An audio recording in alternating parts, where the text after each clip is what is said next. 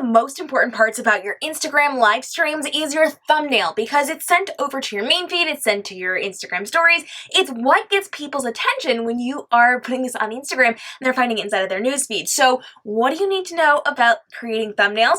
Let's actually jump onto my computer and take a look behind the scenes of how you create a thumbnail and how you upload it to Instagram. Now, to create your thumbnail, you're going to open whatever program you prefer using. I'm using Photoshop CC, but you can use Canva.com, you can use GIMP, you can use whatever program you're most comfortable with, and you are going to open your vertical template to match IGTV's vertical format, and I actually have that linked down below for you, so you can grab one of those, and then you're going to put a square in the middle. So once you have that frame there, you are going to make sure that it really is in the center, because we know that once we put this on IGTV, we have the ability to kick it out to the main feed, and the main feed is only going to show that center square. So all of your important information has to be in the center here, but you still need to design the full vertical template, because if people go to your IGTV feed, they will see the full thing. So important content in the center square, everything else can go in the outside, and that should just look pretty.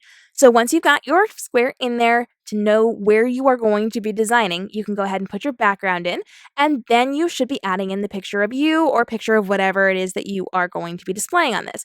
Typically, photos of you work better, so cut out images of you will translate better, because faces develop trust more than pictures of images, and they work really, really well for getting people to click on and watch videos. So you're going to put in your image here, and I do recommend, if you have the ability to do so, take a longer photo of yourself so that it goes all the way to the bottom of your vertical image.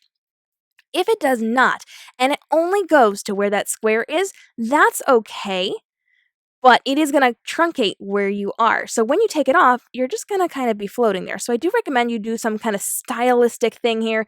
You can add in some rectangles to kind of look like you intentionally did something like this, like it's part of the design process, whatever you want to do to make it look a little more appealing, but you are going to then have your image there. If it is a full length, then it will just look pretty the whole time and you're good to go.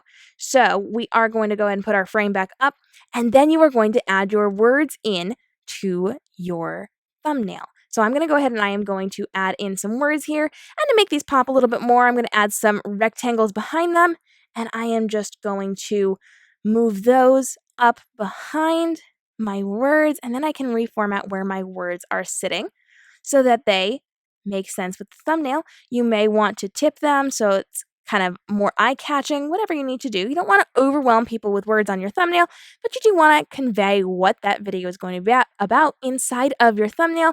You can add in any other information that you need. And then you are going to turn your square off so that you've got a solid image at the end without that frame there.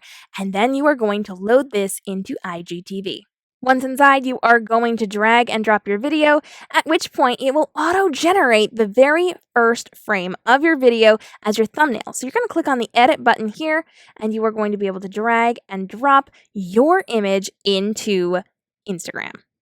Notice how I kept all the main information inside that square right in the center, but I did make sure that I designed the rest of it, because when people go to see it on my IGTV page, they will be able to see the full look, which is absolutely stunning, just as stunning as the inside square. And once you're done, you can add your title, your description, then you can post your preview to your main feed, and you can hit the post button, and you're ready to go with your thumbnail for your IGTV page. Now, the same design principles apply to Instagram live streams. After you're done with your live stream, you're going to end it, and it's going to give you the option to share to IGTV, at which point it will auto-populate a screen for you, or you can click Add from Camera Roll. Scroll through, find the photo you want, and add it in. Then you can add your title, description, and post your preview on your main feed. Now, if you love this IGTV thumbnail hack, make sure you hit the subscribe and notification bell, because in the next video, I am breaking down some of the tools that you can be using inside of Instagram stories to actually up your game as you are putting your content out to stories to get better reach on Instagram. I'll see you for the next video, and if you need help with your live streams, make sure you come hang out at livestreamactionplan.com for more.